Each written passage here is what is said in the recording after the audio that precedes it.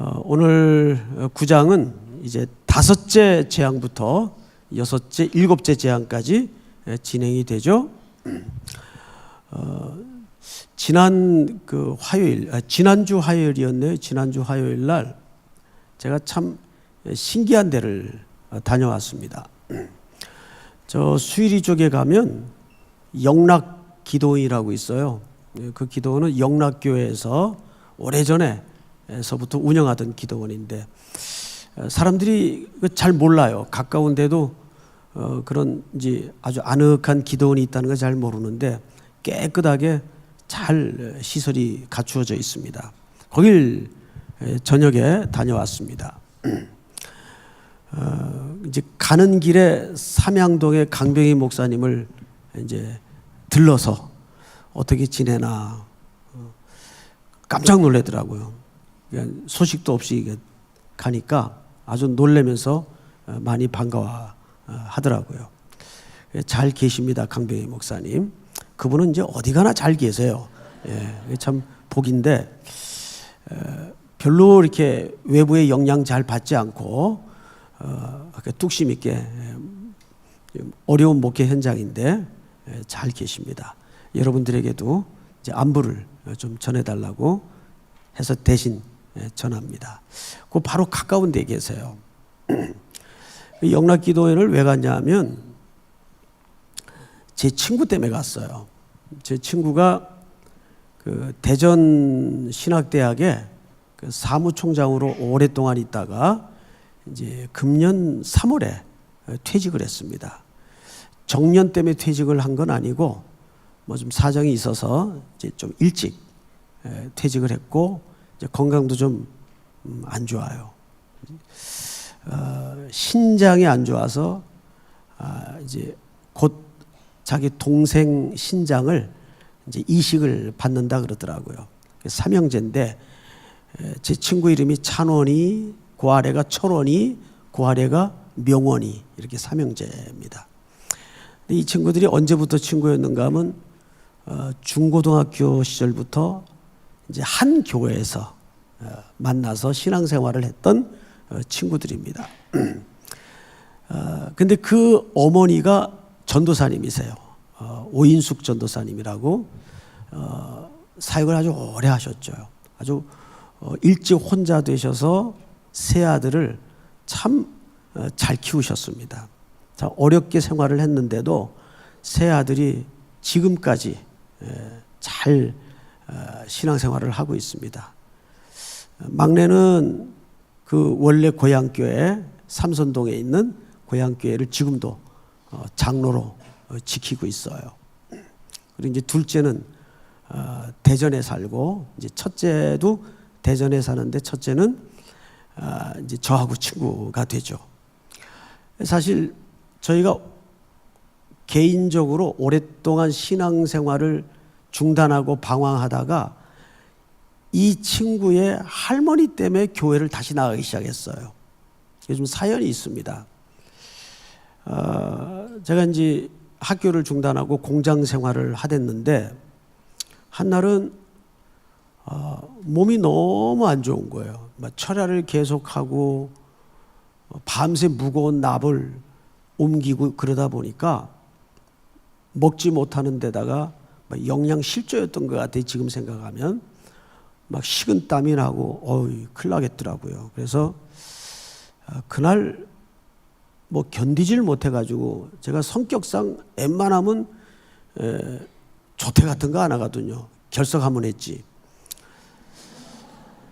근데 그날은 뭐 못 견디겠어요. 그래서 이제 공장장님한테 좀 일찍 좀 퇴근해도 되겠습니까? 그랬더니 너 얼굴 보니까 일 나겠다. 빨리 들어가라. 그래가지고 조퇴를 하고 이제 그때 그 공장이 요 만리동 거기에 있었어요. 가끔 거길 넘어가는데 공장은 이제 흔적이 없죠. 지금 아파트가 다 들어서서 무슨 정신으로 버스를 타고 삼성교까지 도착을 했나 모르겠어요. 그리고 이제 교회가 산비탈이 있었습니다. 그리고 교회 대문이 있으면 이렇게 비슷한 산비탈에 교회가 있고 그 맞은편에 옥탑방이 하나 있었어요. 옥탑방. 그 옥탑방에서 이제 식구들이 생활을 이제 하고 있었습니다. 그때는 이제 흩어졌다가 모인 지 얼마 안 될 때예요. 근데 뭐 다들 손가락만 빨고 놀고 있었습니다. 직업이 없이. 저 하나 이제 공장 다니고 있었고. 그러다가 벌벌 기어 올라가다가 제가 그냥 어느 대문 앞 계단에서 기절을 해버렸어요. 나중에 알고 보니까 그게 정신을 차리고 보니까 교회 대문이었어요. 그때는 거기가 교회 대문인지도 몰랐죠. 기절을 해도 교회 앞에서 기절을 하시기 바랍니다. 그래서 도저히 안 되겠다 싶어가지고 사람들 뭐 왔다 갔다 하고 저 창피하기도 하고 막 기름때에 몸은 이제 만신창이가 돼 있는데 교회로 들어갔어요. 아무도 없더라고요. 뭐 그때는 다 예배당을 이렇게 열어놨습니다. 이렇게 잠그고 그런 게 없죠. 훔쳐갈 것도 별로 없고. 이제 본당 안에 들어가서 본당이 조그마한데 맨 의자 뒤에 벌로덩 그냥 혼수 상태로 누웠죠. 좀 누웠다 가야 되겠다 싶어가지고. 근데 얼마나 정신이 없었는지 바로 몇 발자국만 가면 집이 나오는데 거기 갈 힘이 없었던 것 같아요. 의식 속에. 근데 그게 하나님의 섭리였겠죠. 맨 뒤에서 이제 거의 정신을 잃다시피 하고 누워 있는데 부시럭거리고 인기척이 들려요. 그래서 놀래가지고 벌떡 일어나 앉았어요. 그랬더니 사람들이 막 들어오기 시작하더라고요. 보니까 그날이 수요일 예배가 있는 날이에요. 수요 저녁 예배가 다 된 겁니다. 그래 나가지도 못하고 뭐 어떻게 할 수가 없어서 그냥 구석에 끼어서 앉아 있었어요. 사람들이 들어와서 앉으니까. 그런데 예배가 막 시작이 됐는데 앞줄에 갑자기 고등부 학생들이 하얀 컬러에 푸른 컬러 교복을 입은 남녀 학생들이 그저 뭐 인원이 한 10명 정도 됐나요? 나와서 무슨 헌신 예배인지 특별한 순서인지 잘 모르겠어요. 근데 특송을 하더라고요. 특송. 근데 그때 그 학생들이 했던 특송이 뭐냐면 태산을 넘어 홍곡에 가도입니다. 태산을 넘어 이 찬송 아시죠? 그 찬송을 앞에 서서 하는 거예요. 그래서 그 찬송은 제가 평소에 좋아하는 찬송이 됐어요. 근데 참 제 처지가 한심하기도 하고 부럽기도 하고 그래요. 그러면서 그때는 뭐 신앙이 전혀 없었으니까 어릴 때는 대구 살 때 신앙생활을 했지만 뭐 풍파 속에 교회를 거의 안 나갔습니다. 앉아서 기도인지 푸념인지 소원인지 아리송한 어떤 소원을 어떤 미지의 신께 중얼거렸어요. 그 내용이 뭐였는가 하면 하나님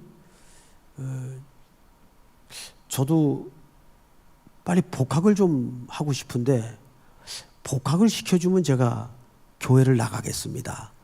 그러니까 하나님하고 이제 딜을 한 거죠. 그럴 수 있잖아요. 신앙이 없을 때는. 다 또 그런저런 사연 비슷하게 신앙에 입문을 하는 분들이 참 많아요. 주변에 보면. 나는 그런 신앙이 그렇게 뭐 수준을 논할 문제는 아니라고 봅니다. 어쨌든 하나님께서 우리를 부르시는 방식은 매우 다양할 테니까. 그리고 이제 예배가 끝나고 저는 몇 발자국 안 되는 그 집에 들어갔어요. 근데 한날은 교회에서 누가 찾아왔대요. 근데 이제 등이 이렇게 곱은 할머님인데 이제 그분이 권사님이신데 방금 말씀드린 제 친구의 할머니예요. 김효순 권사님이라고. 그러니까 그 어머니 오인숙 전도사님의 어머니가 되죠. 그 권사님이 저희 집 식구들을 매주 와서 데려가는 거예요. 교회로. 멀지도 않는데 안 나오니까. 아주 끈질기게 오셨어요. 근데 그 할머님 음성이 굉장히 카랑카랑하고 단호하고, 왜 그 기도 영빨 센 권사님들의 그 음성 그 대충 아시겠죠? 이렇게 살면 안 됩니다. 이북분인데, 근데 그 말이 능력이 있으시더라고요. 누우면 그 권사님 쟁쟁한 소리가 들리는 거예요. 누우면. 그러니까 전도는, 선교는 일관되고 지속적이고 꾸준해야 돼요. 신천지가 아무리 날고 뛰어도 일관되게 꾸준히 진리를 가지고 들이대면 돌아오게 돼 있어요. 벌써 2명이 돌아왔어요. 우리 교회 잡아먹으려고 진쳤던 그 신천지들이 우리 교회 교육자님들의 한 2년에 가까운 끈질긴 복음 전파와 설득 끝에 지금 2명이 실질적으로 개종을 했어요. 그분들 제가 이름은 바뀔 수 없지만 그 얼마나 큰 결실입니까? 그런데도 뭐 아멘 소리도 안 하고, 나는 그 보고를 듣고 너무너무 감격했어요. 야, 복음은 정말 능력이 있구나. 근데 그 권사님이 끈질겼어요. 그래서 그때부터 제가 교회를 나가기 시작했어요. 다시. 그러면서 학교도 복학을 하게 됐어요. 또 아무것도 없이 놀던 어머님도 우연히 길거리에서 친구를 만나가지고, 그 친구가 누구냐면 이북에서 같이 한 동네 살던 친구인데, 신촌시장에서 옷가게를 2개를 운영을 했는데 마침 종업원을 구하고 있었대요. 너 애들 데리고 이러고 있으면 어떡하니? 그래가지고 그 가게 어머님이 취직이 된 거예요. 그렇게 열리기 시작하더라고요. 처음 예수 막 불 붙여가지고 믿게 할 때는 하나님께서 가끔 그렇게 미끼를 주세요. 빠져나가지 못하도록. 복학이 되죠. 어머니 갑자기 일 생기죠. 그러니까 이제 교회를 열심히 다니기 시작했죠. 그때는 전북 중고등학생들이 교복을 다 입었잖아요. 그래서 교복 안 입고 사복 입는 게 늘 소원이었어요. 학교 다닐 때. 그래서 주일날에는 학생들이 다 사복을 입고 나왔어요. 교회. 그게 아주 큰 즐거움이었거든요. 사복 입고 서로 만나는 거예요. 평일날 매일 그 징그러운 회색 바지에 흰 칼라에 교복 입고 그 모자 쓰고 다니다가, 근데 저는 주일날까지 교복을 입고 다녔어요. 왜냐하면 평생 교복 입어보는 게 소원이었기 때문에. 이거는 학교 본의 아니게 자퇴하고 중단해서 그 학교 다니는 학생들의 모습을 부러워해 보지 않으면 그 심정을 몰라요. 이 교복을 입고 이렇게 어른 예배, 그것도 나이가 이제 먹어서 다니니까 뭐 고등부 가봐야 다 동생들이니까 이건 서로 이제 연령도 다르고 해서 이제 어른 예배를 꾸준히 다니기 시작해서, 이건 교복 입은, 그것도 사복도 아니고 교복 입은 학생이 얼굴은 굉장히 노숙해 보이는데, 그때는 제가 이렇게 사복만 입으면 다 대학생인 줄 알았어요. 얼굴이 굉장히 노안이었어요. 그러니까 한 26 이렇게 봤어요. 근데 저는 갈수록 동안이 됐어요. 갈수록. 지금은 거의 초딩처럼 보이잖아요. 철이 안 들어가지고. 그게 이제 예배를 마치고 나가는데 전도사님이, 박진국 전도사님이라고, 지금 여기 칼빈 신학교 지금 학장으로 계신 분이에요. 그분이 저를 잡으세요. 그 잠깐 보고 가라고. 그 학생은 왜 교복 입고 고등학생 같은데 어른 예배에 참석하냐고. 그래서 제가 좀 사정이 있습니다. 무슨 사정이냐요. 그래서 좀 얘기를 했어요. 그랬더니 이분이 그래도 고등부를 나오라는 거예요. 그래도 아주 집요한 분이, 이분도. 그래가지고 억지로 이제 나이 먹어가지고 고등부에 다니기 시작한 겁니다. 그런데 하나님이 미끼를 이렇게 확 한꺼번에 주는 게 아니라 그때는 다 학생회에서 이 투표를 했어요. 총무회장을. 근데 제가 얼마 안 돼가지고 투표를 했는데 총무가 된 거예요. 그러니까 이제 더 빠져나갈 수가 없는 거죠. 그래서 이제 본격적으로 신앙생활이 시작이 되고 고3 때 저는 소명을 받게 된 거죠. 왜냐하면 어차피 저는 이제 대학을 안 가려고 작정을 하고 빨리 학교 마치고 장사해서 어머니 고생하는 거 좀 덜어드린다는 장남다운 생각 때문에 저는 아예 대학을 안 가려고 그랬어요. 그러니까 대학 준비도 안 했고, 그러니까 이제 여름 되면 수련회를 하잖아요, 교회에서. 그러면 그때도 수련회 때 고3들 따라가는 경우는 없었어요. 다 고2까지. 고3들은 그저 가야 하루 정도 참석했다가 불이 나게 이제 저녁이면 돌아오고 그런 이제 패턴이었습니다. 근데 이제 첫날부터 끝날까지 참석한 고등학생 3학년짜리가 둘이가 있었어요. 하나는 저예요. 저는 어차피 대학 안 갈 거니까 여름에 더운데 뭐 하겠어요. 수련회 따라간 거예요. 또 하나가 누구냐면 담임 목사님 아들이에요. 얘는 숙명적으로 와야 돼. 근데 이놈도 너무 사고를 쳐가지고 저하고 똑같이 학교를 2회를 꿇었어요. 나이가 같아요.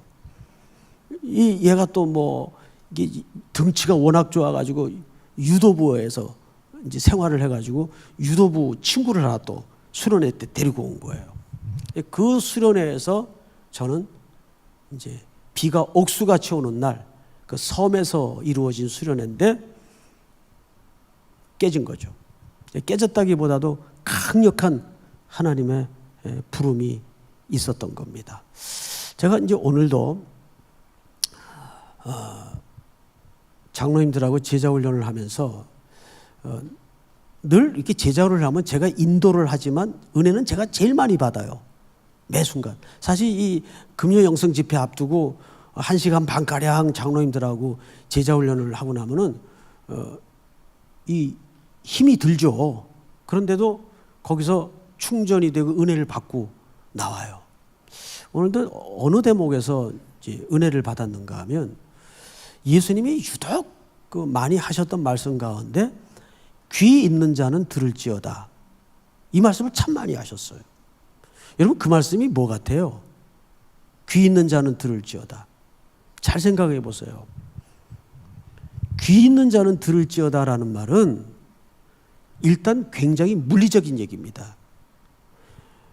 여러분 지금 말씀을 듣고 있죠?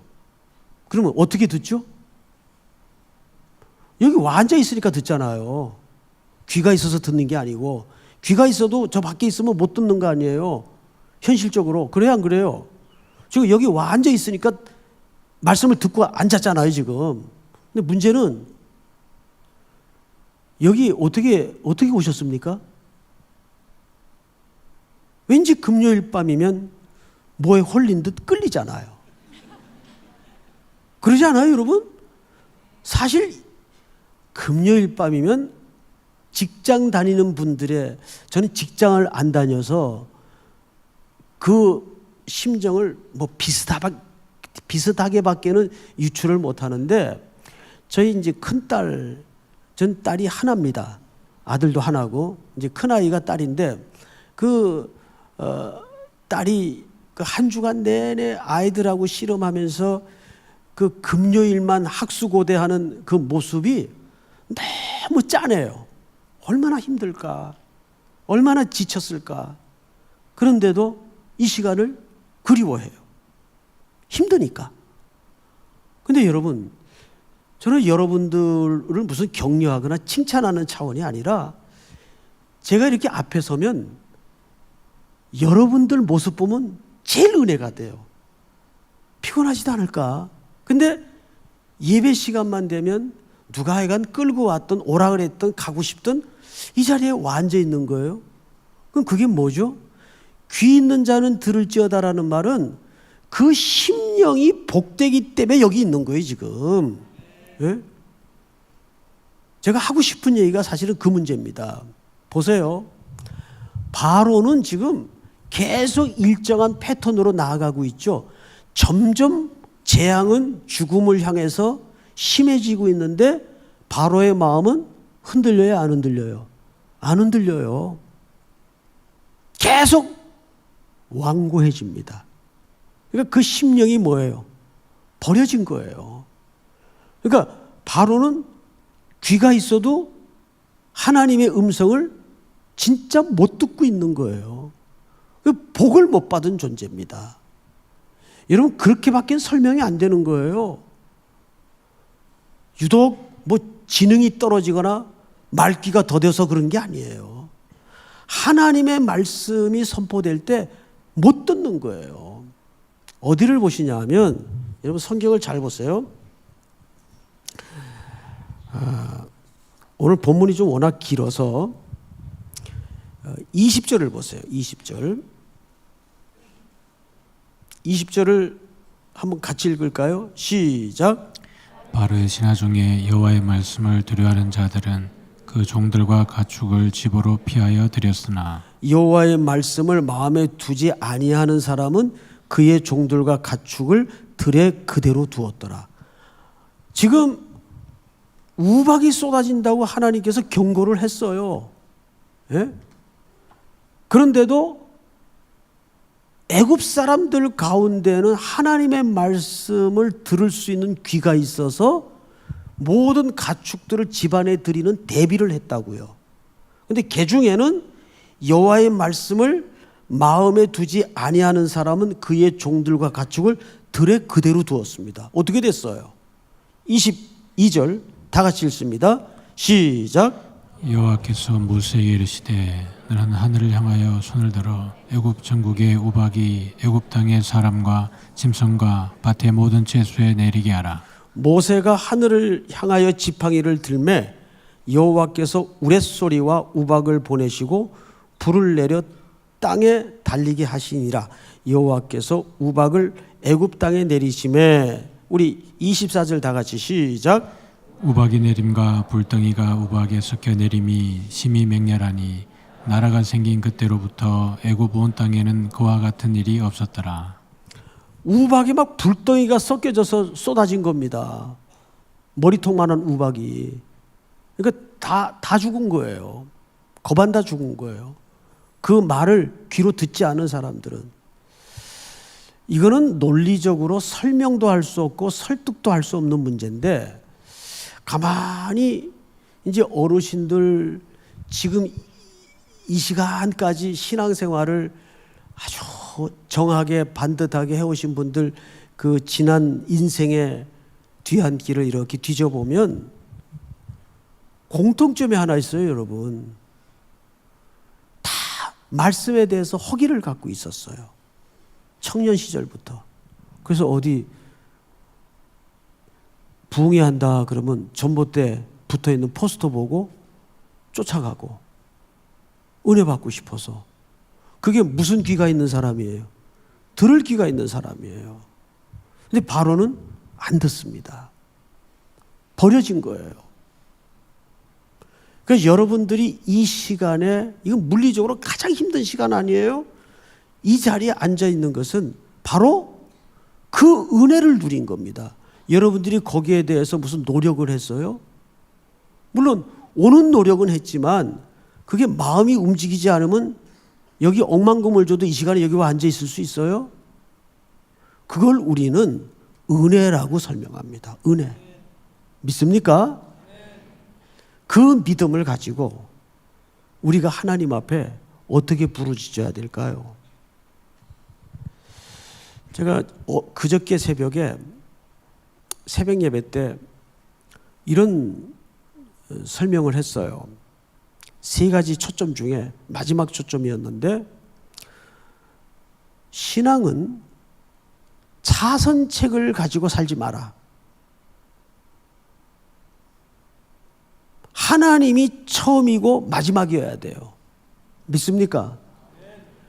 가만히 보면 목회도 그렇고 신앙생활도 그렇고 다음, 자선책을 가지고 사는 사람들은 생각과 마음이 분열이 돼 있어서 하나님이 그 태도 자체를 기뻐하지 않아요. 어떤 자선책을 갖느냐가 중요한 게 아니라 그건 하나님 앞에 온전히 자기 인생을 드리지 못하는 태도입니다. 그래서 오늘 이 예배가 마치고 돌아가시거든 푸사 프로필 다 바꾸세요. 자선책을 갖지 말자. 자선책을 갖지 말자. 하나님이 전부라는 생각을 가지고 순간순간을 맞이해야 됩니다. 믿습니까? 그런 심정으로 아니면 이 밤에 제정신으로 어떻게 나와요? 못 나오는 거죠. 그런데 이 재앙이 점진적으로 진행되는 과정에서 더 기가 막힌 것은 뭐냐 하면 이제는 모세가 직접 하죠. 지금까지는 누굴 시켰죠 대신? 아론을 시켰어요. 근데 이제 모세가 직접 합니다. 하나님의 신앙, 즉 하나님의 백성들에 대해서 신앙을 다루시는 방법은 하나님만큼 지혜로운 분이 없어요. 어떤 성도는 처음에 이해할 수 없는 복을 막 줘요. 영적인 미끼라고 하죠.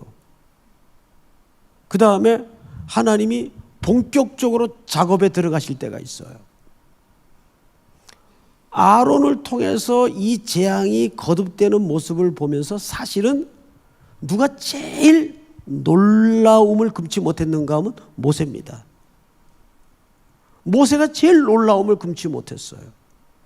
지금 한반도를 중심으로 이 돌아가는 이 급변하는 정세를 보면 여러분 누가 제일 놀라야 되는지 아세요? 예수 믿는 사람들이 제일 놀라야 돼요. 여러분 이게 지금 사람의 인위적인 작용과 모색과 정략과 정치적인 딜로 가능한 일이라고 생각하세요? 작년까지만 해도 핵 단추 누가 크냐고 으르릉 대던 양자가 무슨 드라마 보는 것처럼 화면에서 서로 마주 걸어와서 악수를 하고 어깨를 툭툭 건드리고 그런 꿈 같은 장면을 봐요.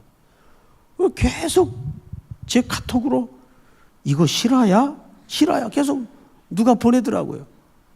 이거 실화야? 실화죠. 누가 만들어 가시는 작품일까요? 우리 하나님이. 이때 우리 그리스도인들이 그런 하나님의 손길을 보면서 여러분 사탄이 바로가 제일 싫어하는 게 뭔지 아세요? 하나님의 손이에요. 2절을 잘 보세요. 2절 이렇게 되어 있습니다.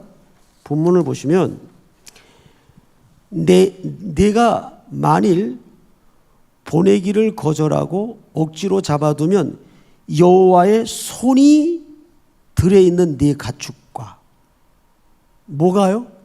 여호와의 뭐가요? 하나님의 손가락, 하나님의 손. 우리 인체에서 오묘한 부분이 많지만 저는 이 손만큼 오묘한 게 없다고 봐요. 이거 참 여러분 아무리 로봇이 발달돼도 저는 그 대덕단지 가서 진짜 이 춤추는 로봇을 봤어요. 야, 그 관절을 어쩜 그렇게 부드럽게 만들었어요. 참 인간이 대단해요. 그런데 이렇게 만들 수 있어요? 이렇게? 예? 이렇게 만들 수 있어요? 사실 이 손은 뭘 상징합니까? 하나님의 능력을 상징해요. 그래서 사탄이 제일 싫어하는 게 하나님의 손이에요. 하나님이 천지 만물을 직접 빚으셨어요. 그리고 주관하세요. 그러니까 창세기 1장 1절의 고백을 관통하지 않고는 우리는 참 믿음이라고 할 수가 없어요. 하나님이 천지를 창조하시니라. 그거면 끝난 거지. 내 인생도 내 인생의 미래도 그 안에 다 있는 거예요. 그런데 지금 바로의 또 하나의 패턴이 뭔지 아세요?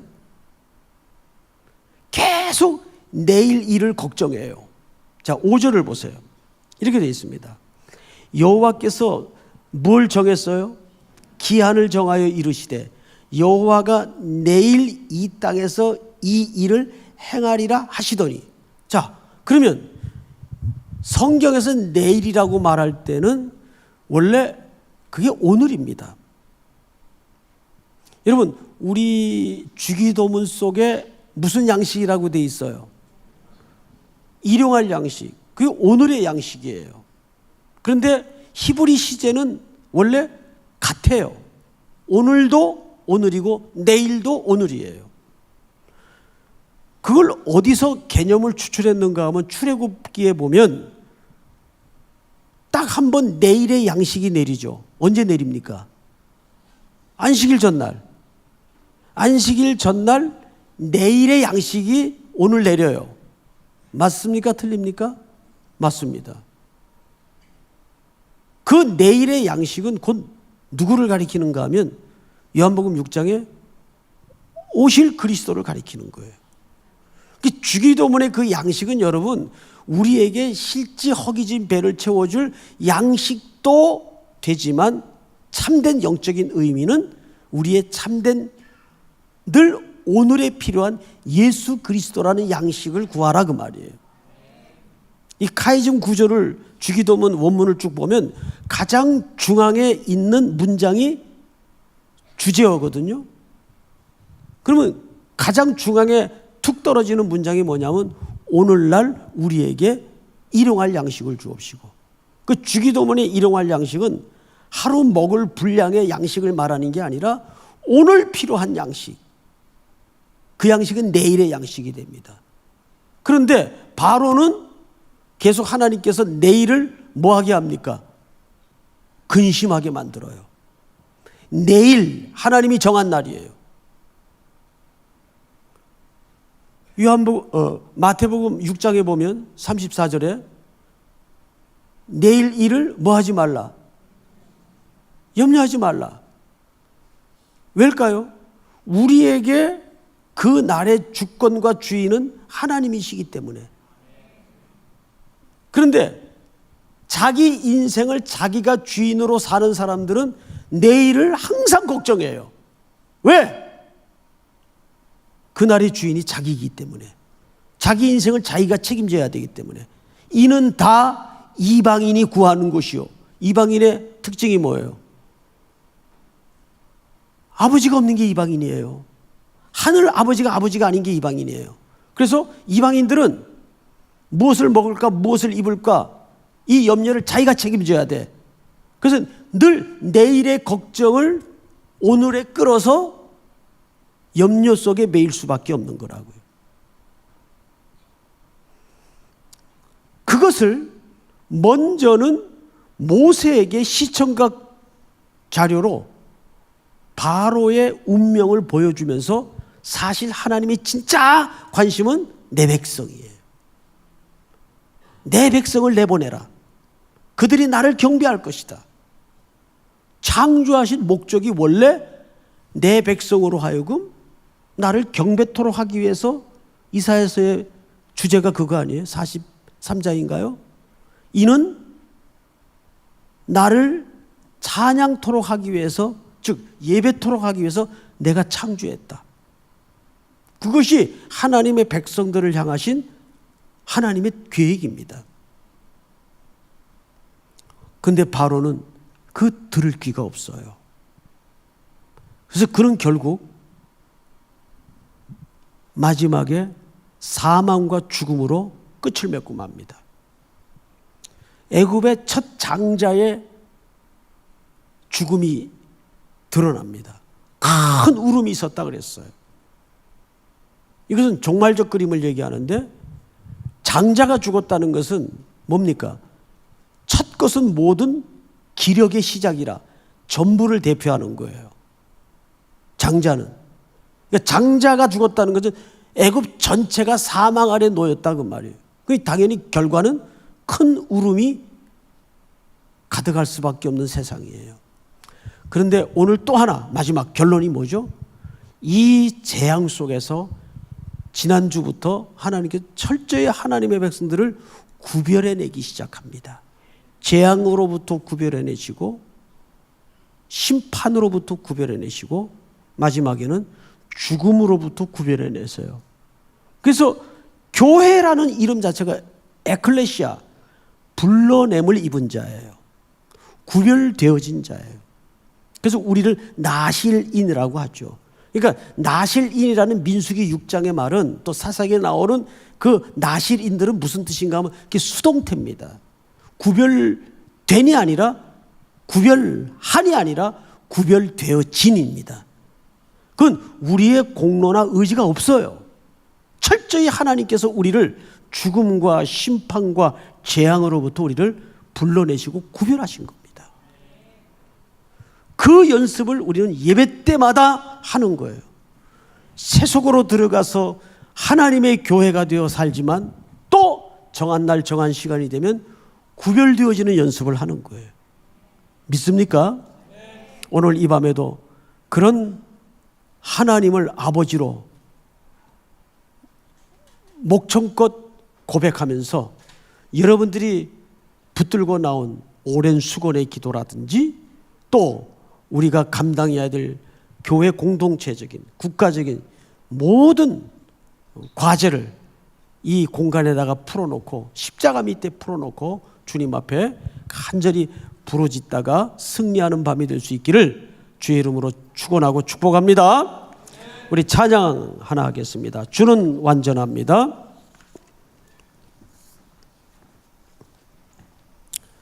주여 우리 연약합니다. 우린 오늘을 힘겨워합니다. 주여 우린 연약합니다. 우린 오늘을 힘겨워합니다. 주 뜻 이루며 살기에 부족합니다. 우린 연약합니다.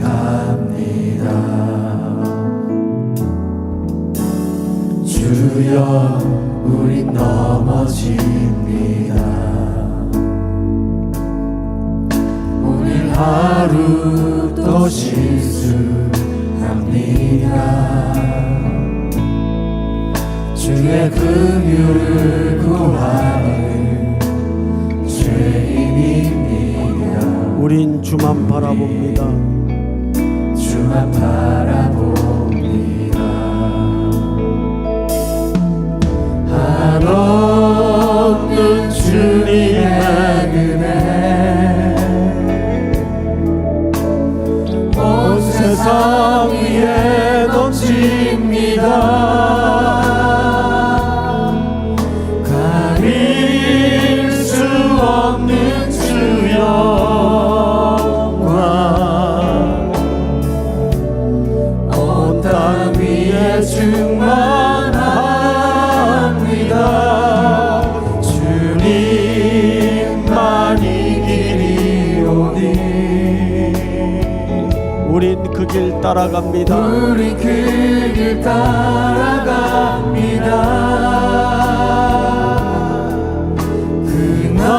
그날에 우리 이루신 주는 완전합니다. 한없는 주님의 은혜, 한없는 주님의 은혜 온 세상 위에 넘칩니다. 버릴 수 없는 주여 온 땅 위에 충만합니다. 온 땅 위에 충만합니다. 주님만 이기리오니 우리 그 길 따라갑니다. 그날에 우릴 이루신 주는 완전합니다. 주는 완전합니다. 한번 그대로 눈을 감으십시다. 기도라는 것은 가장 가난해지는 연습입니다. 믿습니까? 가장 공고해지는 연습입니다. 가장 허기를 확인하는 연습입니다. 우리는 가난하지 않으면, 곤고하지 않으면 주님 앞에 나올 수가 없는 무능력자들입니다. 내가 어떤 상황 속에서도 하나님 앞에 이렇게 엎드려진다는 것은 여러분들이 가난하게 된다는 뜻입니다. 심령이 가난한 자는 복이 있나니. 그 약속을 믿으십니까? 이 시간 우리의 마음을 전부 십자가 보혈에 씻어내고 비워내고 가난해지십시다. 낮아지십시다. 어느새 스물스물 내 안에 밀고 들어오는 공로주의, 율법주의, 보상심리, 이것이 우리 신앙을 병들게 만들고 맙니다. 주 나를 박대하시면 나 어디 가리까? 천부여 의지 없어서 오늘도 손들고 옵니다. 내 마음을 비워내게 하시고 십자가의 보혈로 씻어주시고 오늘도 곤고하고 너덜너덜한 이 심령을 주께서 어루만져 주시고 하나님의 은혜로 영광으로 부욕해 되는 밤이 될 수 있도록 인도해 주시옵소서. 찬양의 고백처럼 가릴 수 없는 영광, 가릴 수 없는 은혜가 내 인생, 내 영혼을 덮는 경험이 이루어지도록 복을 허락해 주시옵소서. 내 영혼 속에 들을 귀를 허락해 주시옵소서. 내 안에 모든 세상의 번민과 고민과 염려로부터 내려놓게 하시고 내 날은 나의 것이 아니라 주의 것임을 믿습니다. 우리 이 시간 다 같이 한번 주여 부른 다음에 오늘 주신 말씀과 또 여러분들이 가지고 나온 기도의 제목을 구구절절히 미주알고주알 모든 사연을 쏟아내어 하나님 앞에 맡길 때 그 문제는 하나님의 것이 됩니다. 맡기지 못하면 여전히 그 문제는 나의 문제가 될 수밖에 없습니다. 나의 문제는 여전히 내 인생을 윽박지르고 내 인생을 병들게 만들고 내 인생을 혼란케 만듭니다. 오 주여, 모든 내 인생의 무거운 짐들을 십자가 밑에 풀어놓기를 원합니다. 내 영혼 속에 충만케 하시고 임재하여 주시옵소서. 마땅히 빌바를 알지 못하고 이 자리에 엎드렸나이다. 기도를 가르쳐 주시옵소서. 우리 한번 주여 주여 주여 부른 다음에 기도합니다. 주여 주여 주여. 사랑하시는 아버지 하나님, 은혜를 진심으로 감사합니다. 오늘도 하나님 앞에